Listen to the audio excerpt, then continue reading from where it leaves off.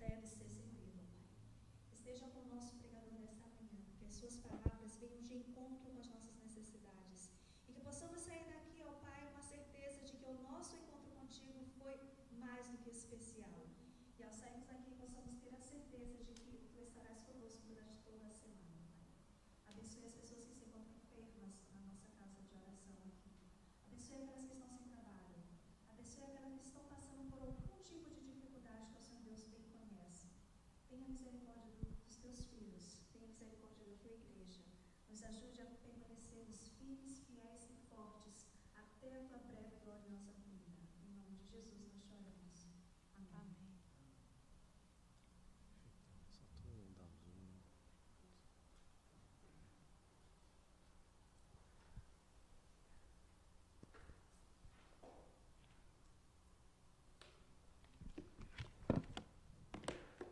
Feliz sábado?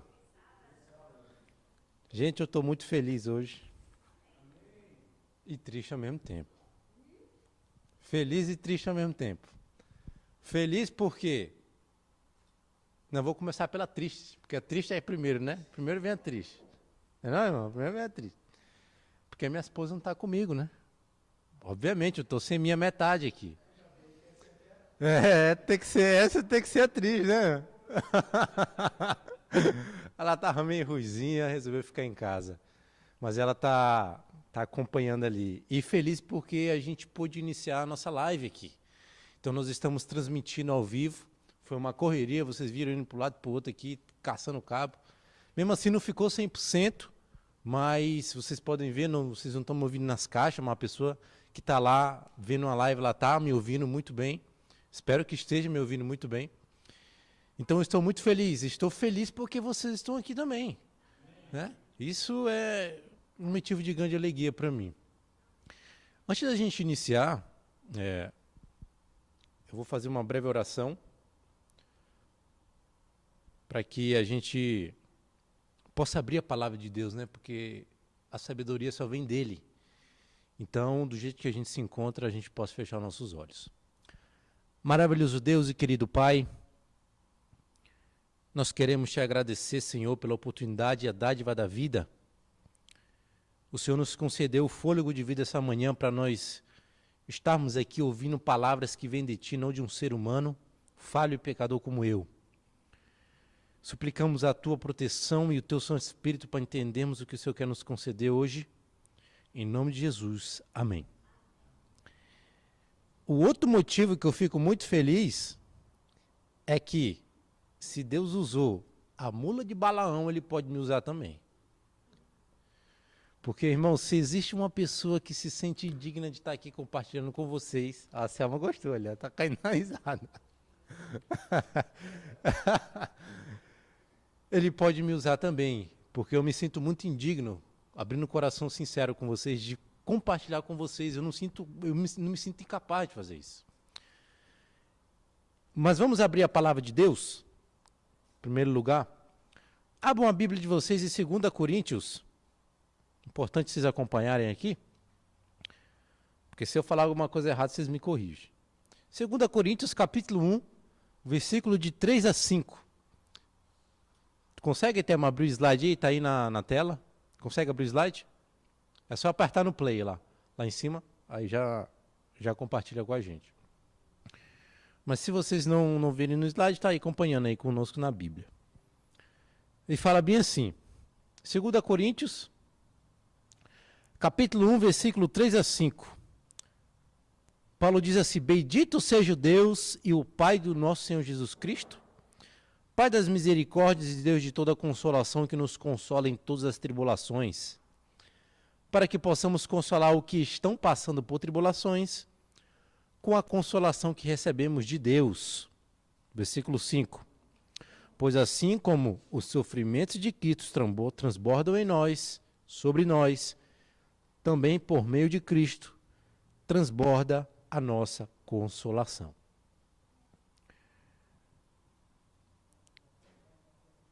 Paulo aqui, ele nos menciona e ele nos fala a respeito de consolação em meio ao sofrimento. Paulo nos menciona aqui nesse versículo que do mesmo jeito que Jesus teve muito sofrimento, a gente também vai ter, mas do mesmo jeito que Jesus também teve o seu sofrimento, ele também teve o seu consolo, teve a consolação. Então, o que Paulo quer nos contar, o que Paulo quer nos explicar a respeito desse sofrimento? Eu quero contextualizar vocês como é que Paulo escreveu a carta de 2 Coríntios. Para que vocês entendam, porque é muito difícil a gente às vezes ler uma carta que Paulo escreveu e a gente não está contextualizado no que ele escreveu, para quem ele escreveu, o motivo que ele escreveu. Em primeiro lugar, eu queria falar para vocês que a carta de Coríntios, Paulo não escreveu com muita alegria, principalmente o começo dela. Paulo, ele estava passando por uma situação um pouco complicada. Quer ver? Abram a Bíblia de vocês em 2 Coríntios, capítulo 2 agora, e versículo 4. E fala bem assim: pois eu escrevi com grande aflição e angústia o coração, e com o coração com muitas lágrimas, não para entristecê-los, mas para que soubessem como é profundo o amor que sinto por vocês. Então veja que a carta que Paulo escreveu, ele escreveu com muita tristeza. No decorrer dessa mensagem eu vou explicar para vocês por que Paulo estava tão triste. Abram a Bíblia de vocês agora em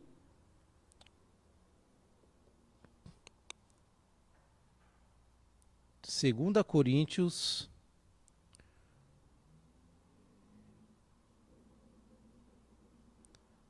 capítulo 1, versículo 8. Bote um capítulo anterior, e Paulo fala bem assim: irmãos, não queremos que vocês desconheçam as tribulações que sofremos na Ásia, que foram muito além da nossa capacidade de suportar. Preste atenção, olhe bem. Ao ponto de perdermos a esperança de escapar da própria vida. Não, Paulo era um homem sofredor.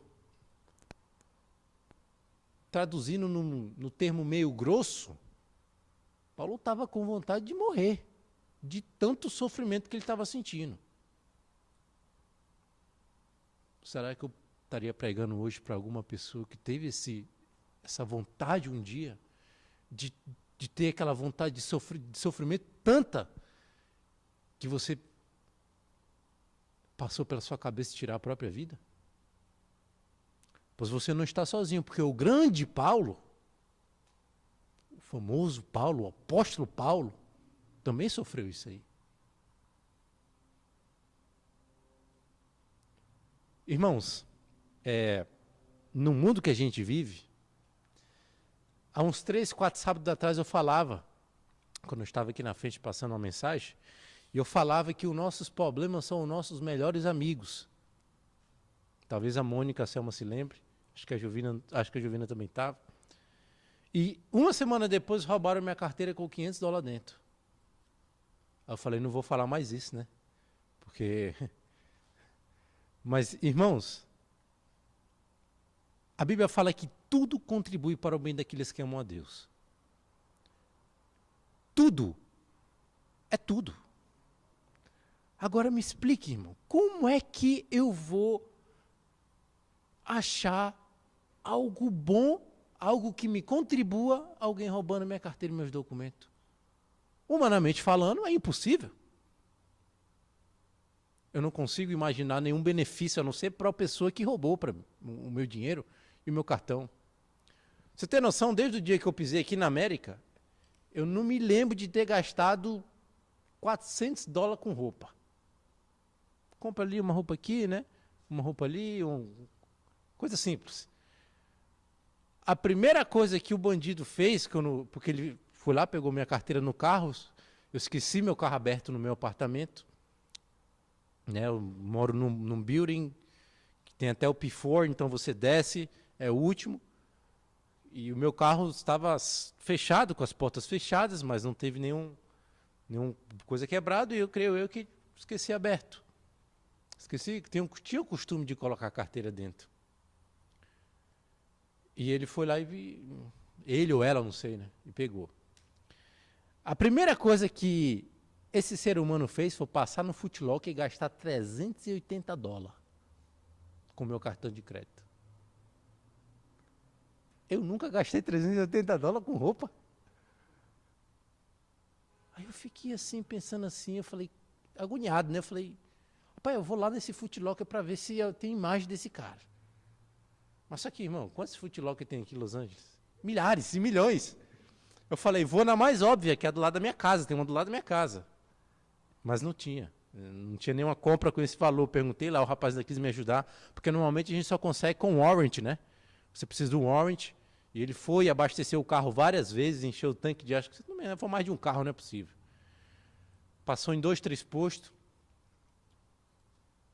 Agora, como é que algo pode beneficiar? Eu estou falando de um sofrimento banal, gente. 500, dinheiro a gente corre atrás de novo, a gente consegue, mas e quando o câncer bate na sua porta? Quando uma doença, uma leucemia bate na sua porta? Como é que você se situa em relação à vida e fala assim, e agora, o que eu vou fazer? Olhando nesse plano horizontal que nós vivemos, não existe saída. Qual é a saída? Não existe saída. Você olha, você não vê saída. Quantas pessoas morrem com câncer diariamente? Quantas pessoas têm câncer, principalmente no século XXI, onde nós vivemos, onde a alimentação está muito banalizada? Fala para mim. Milhares de pessoas. Diabetes nem se fala, então. Meu pai é um que sofre com isso. Eu sei muito bem. Perdeu muito peso. É ou não é uma tribulação?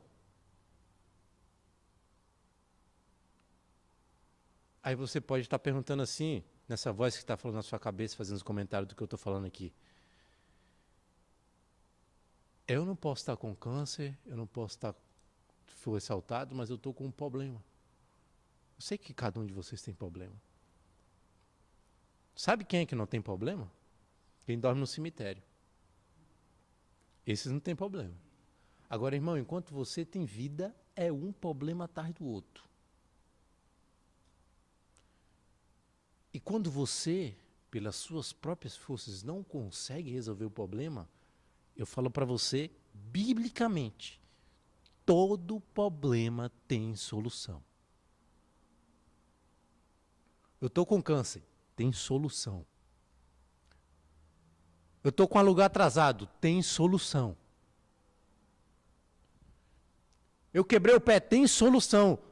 Eu tentei resolver humanamente, falando todos os problemas da minha vida, ao ponto de eu não conseguir mais aguentar e querer tirar minha própria vida, assim como Paulo.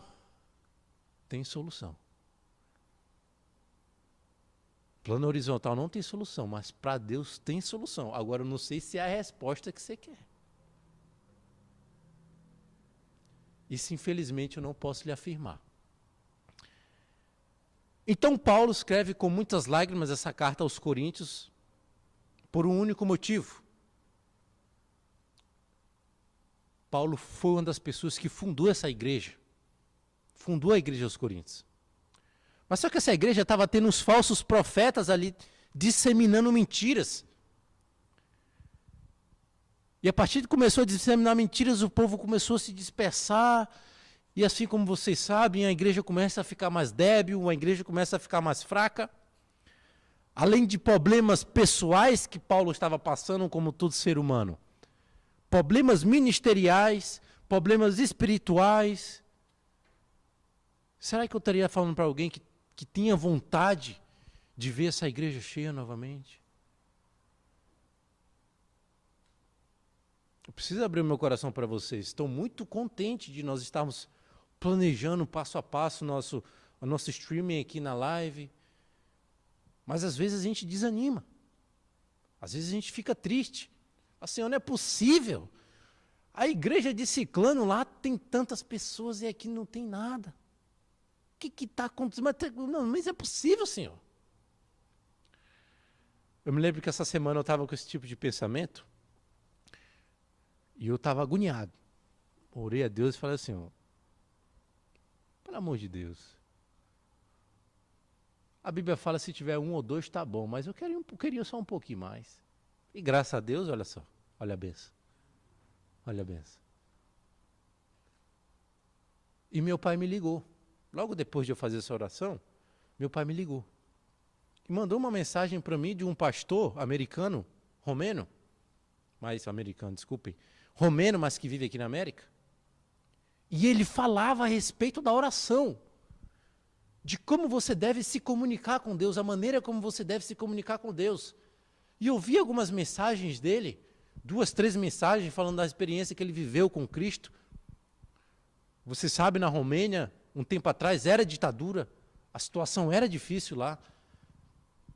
E ele começou a contar o testemunho, a maneira como ele conversava, ele falava, não, você não pode chegar e falar assim, Senhor, perdoa os meus pecados. Deus não perdoa pecado de pacote, você tem que falar ponto a ponto. Você precisa especificar o que você quer. Senhor, ajude minha igreja, mas ajude em quê? Em que aspecto? O que você quer? A serva do Senhor fala bem assim, não existe nenhum cristão que ore com sinceridade e Deus não ouça. Ellen White fala isso. Nenhuma oração sincera fica sem resposta. Eu tenho certeza absoluta que Paulo nesse momento orou a Deus. Passando problemas ministeriais, pessoais, espirituais, tribulado, angustiado, agoniado. E agora, cadê a solução?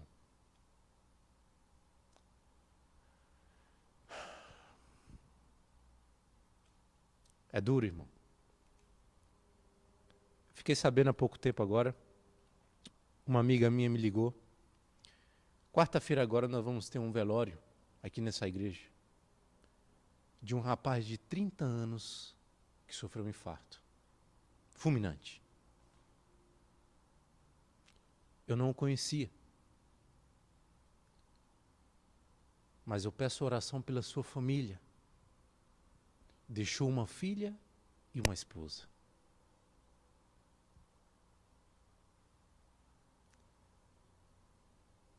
E aí, irmão? E agora?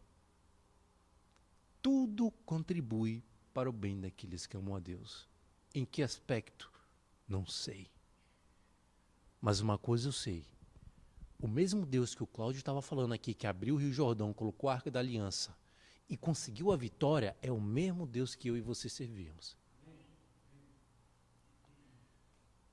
E para Deus não existe nada impossível, não existe nenhum aspecto impossível na vida que Ele não consiga resolver, não existe problema nenhum impossível para Deus.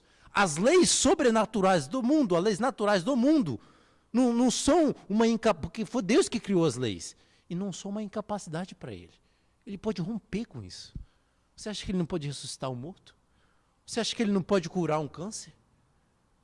Você acha que Ele não pode fazer um corvo, assim como fez com Elias, trazer o dinheiro do seu aluguel? Obviamente Ele pode. Os milagres sobrenaturais, eles acontecem, gente. Não foi só na época do Antigo, do Novo Testamento, 2.000, 3.000 anos atrás, que aconteceu isso, não. Eu aconselho vocês a verem a mensagem, eu vou compartilhar no grupo. Pastor Gouveia, esse romeno, ele conta muitas experiências sobrenaturais do que aconteceu com ele. Situações onde você não vê saída.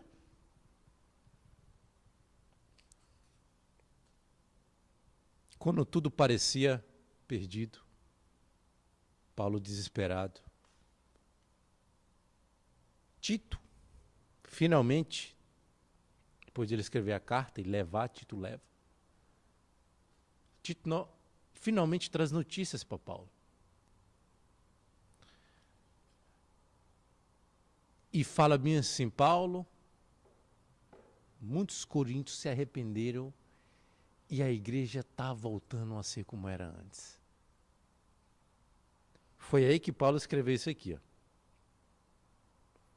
2 Coríntios, capítulo 1, versículo 3. 2 Coríntios, capítulo 1, versículo 3. Bendito seja o Deus e Pai do nosso Senhor Jesus Cristo, Pai das misericórdias e de toda consolação. Irmão, você se consegue imaginar a cena, a alegria que Paulo teve? de ver a sua igreja que ele fundou despedaçada, estraçalhada por falsos profetas, pelo inimigo tentando destruir de todas as formas, e de repente, ele passando por aquela situação, aí depois, Deus através de ti fala bem assim, você não precisa se preocupar, meu querido. Essa igreja não é sua. Você fundou, você ajudou a fundar, mas essa igreja não é sua. Essa igreja é de uma pessoa só. Do Deus Todo-Poderoso, que abriu o Mar Vermelho, que abriu o Jordão, que fez a água brotar da rocha, que fez o maná cair do céu. E vocês acham que Deus não pode encher uma igreja?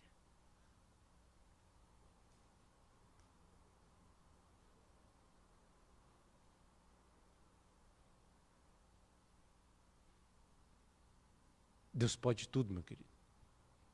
Deus pode tudo. Só um minutinho. Deixa eu só ver ali o que está acontecendo.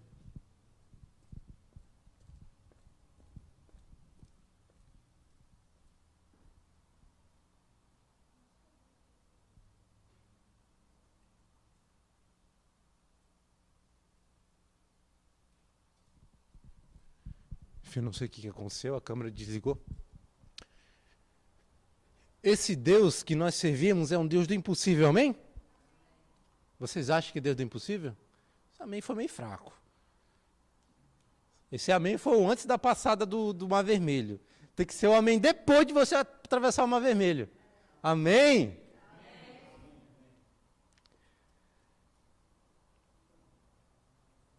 Eu não vou me prolongar muito na mensagem, pessoal. Tá tudo certo aí, Thelma?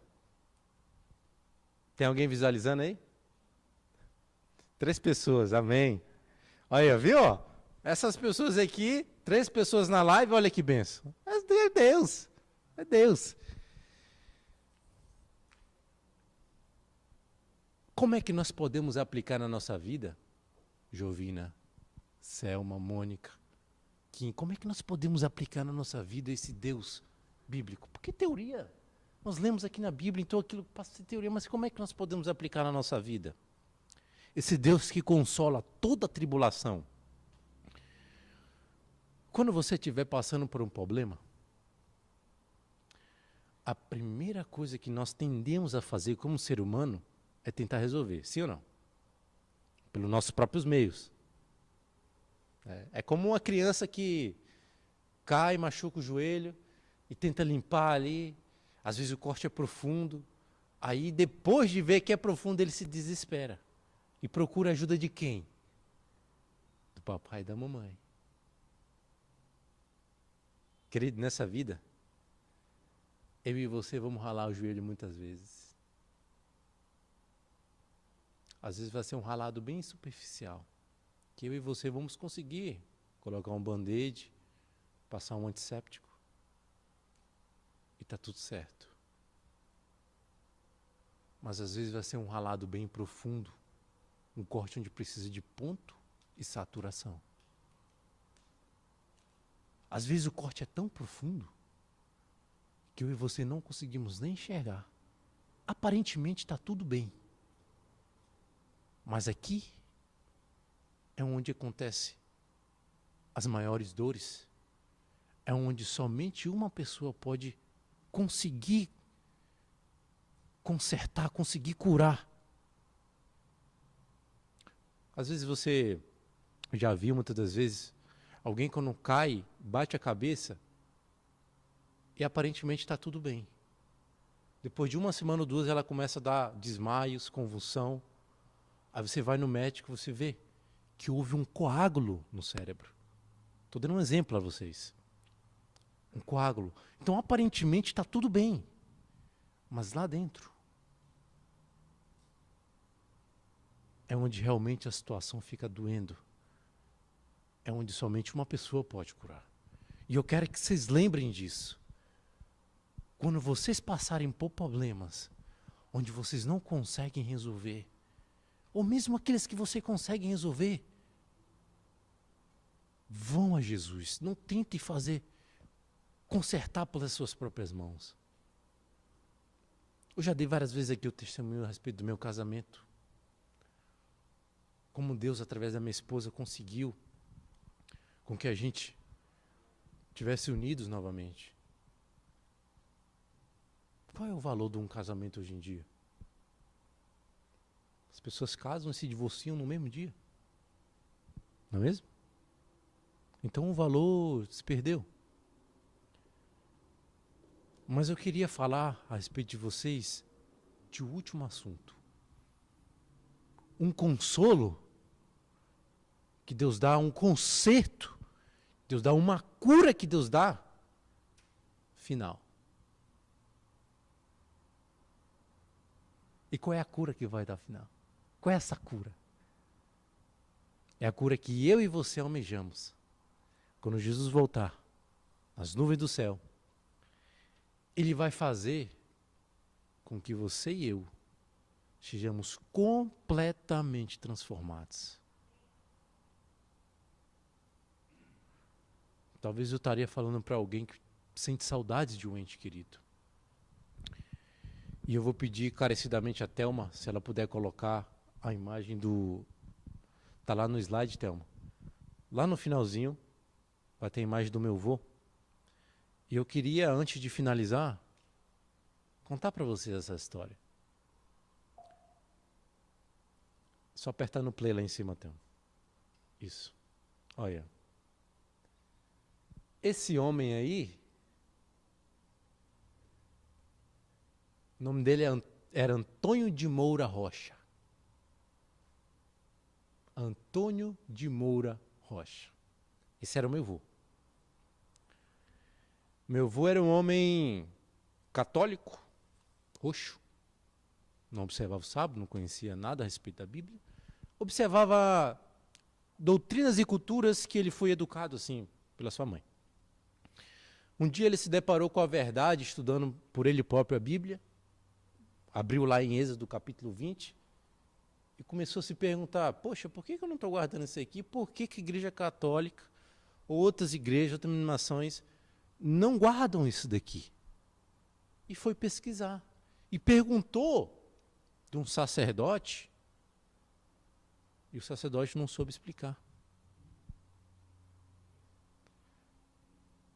Foi ali, foi para cá, olhou para o lado, falou para o outro, falou, realmente, Antônio, eu não sei explicar, talvez você devia perguntar para outra pessoa.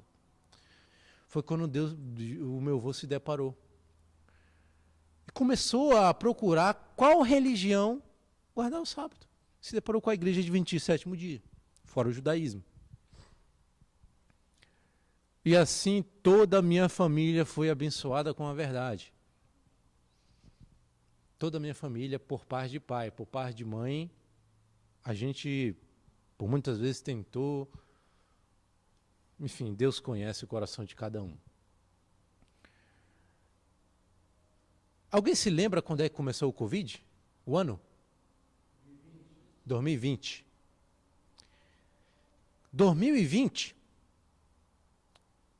quando o Covid começou, você sabe que eles atingiram primeiro todas as pessoas, mas os mais idosos e obesos eram as pessoas que mais se sentiam afetadas.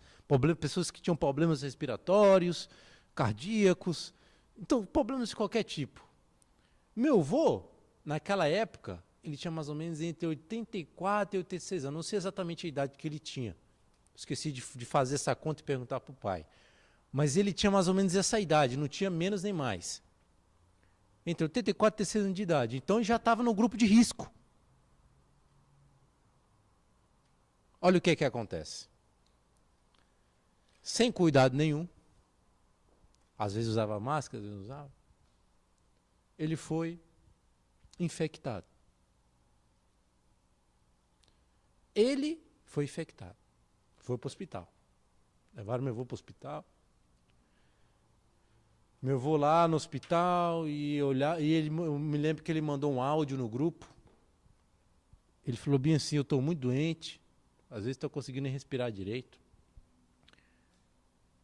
E ele falava bem assim, eu não posso ficar aqui quieto, porque eu vi que tem muitas pessoas aqui que não têm esperança,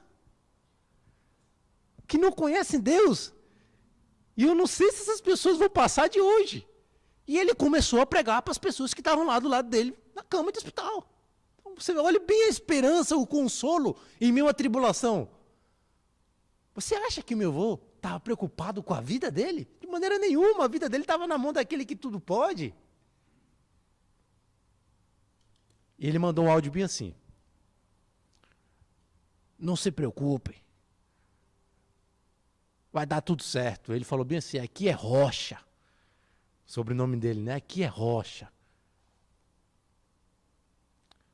Final das contas, meu avô acabou falecendo. Muitas orações nós fizemos para que desse tudo certo. Mas Deus, na sua infinita sabedoria, permitiu que meu avô descansasse. Uma semana depois, a minha tia, que também estava infectada, que tinha 40, 50 anos, não me lembro muito bem, também morreu. Na mesma semana nós perdemos o meu avô e a minha tia. Para o meu pai, uma irmã e um pai. Eu estava lá na Suíça nessa época. Quando o telefone trocou, era de madrugada. Meu pai me ligando. Tu ficou sabendo, Júnior? Eu falei, o quê? Teu avô morreu. E tua tia está internada. Entubada. Uma semana depois, meu pai me ligou novamente. E eu perguntei para ele, né? Obviamente, eu sou neto. Meu pai é filho. Pai, tá tudo bem. Pessoas reagem de diferentes modos ao luto. Meu pai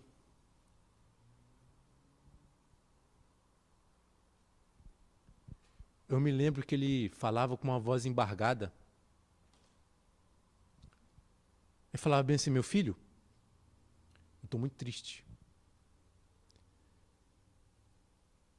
Mas a Bíblia fala bem assim que eu de maneira nenhuma devo me entristecer por aquelas pessoas que morreram em Cristo.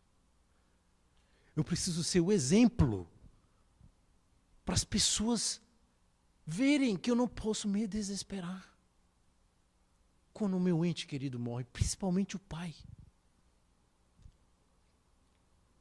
E ele cantou um hino que vocês conhecem. Fala bem assim, espero a manhã radiosa, o bendito alvorecer, onde as marcas e tristeza nessa vida eu esquecer. Eu espero, muito ansioso, meu Jesus aqui voltar. Eu aguardo as boas-vindas de Jesus na praia de outro mar.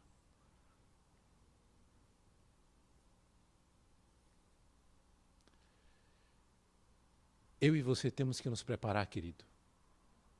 As pessoas se vão. É como diz o pastor jesuíta francês. Nós estamos aqui de passagem, nós somos seres espirituais vivendo uma experiência humana. Nós estamos aqui de passagem, querido.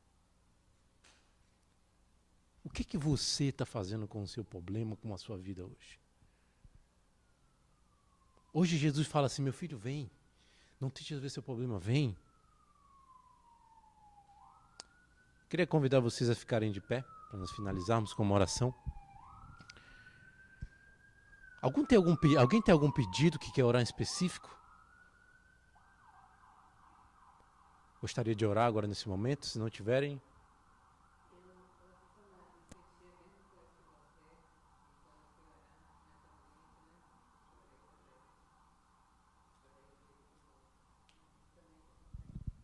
Passa. Então estamos contentes que estamos vários, né? Porque meu temor era que tivéssemos 2 ou 3. E graças a Deus aqui estamos em mais e que Deus nos fortaleça, né? Para continuarmos a obra e que realmente a casa do Senhor venha encher-se outra vez. E naturalmente também peço para o meu irmão, que agradece as orações de vocês e que ainda está em tratamento, peço oração por ele.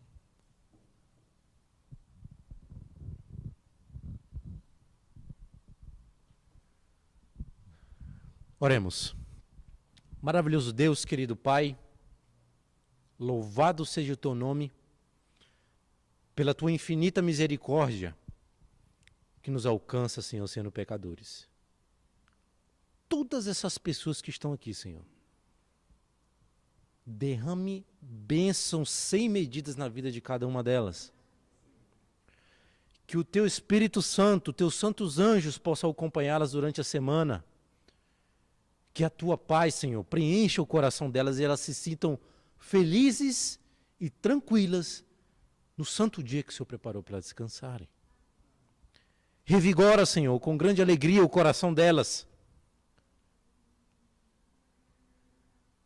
De uma maneira que não possamos nos esquecer, Senhor, que o Senhor está voltando e nós precisamos acordar. Isso que nós estamos vivenciando, numa mondidão que nós vivemos hoje em dia, não é somente local, mas é global. Isso está escrito no livro de Apocalipse. Nós somos a igreja de Laodiceia, Senhor. De toda maneira, Senhor, te agradecemos felizes pelo momento que tivemos aqui em compartilhar a tua palavra, pelas pessoas que ouviram, Senhor, mas que elas possam praticar, Senhor, o que foi escrito através do teu Santo Espírito. Guia-nos, Senhor. Não deixe de maneira nenhuma, Senhor, nenhuma alma que nós estamos orando, que nós estamos buscando, que nós estamos intercedendo, se perca, Senhor. Porque nós temos que despovoar o inferno e povoar o céu, Senhor. É isso que nós devemos fazer. Então ajude-nos, Senhor, porque nós estamos numa guerra. Realmente, Senhor, a tua igreja é um hospital, Senhor. Mas de uma maneira diferente, eu discordo dessa afirmação. Nós somos o hospital, mas nós somos um exército. As pessoas têm que vir para cá curar, mas têm que ir para frente e pregar o teu evangelho. Obrigado, Pai, pelo Cláudio que passou a lição, pela Jovina que conduziu o momento de louvor, a Thelma que está na câmera, no computador. Nós te agradecemos, Senhor, porque apesar de pequeno, um grupo pequeno, o teu povo nunca vai sumir dessa terra. Louvamos e agradecemos o teu nome. Amém. Feliz sábado, gente.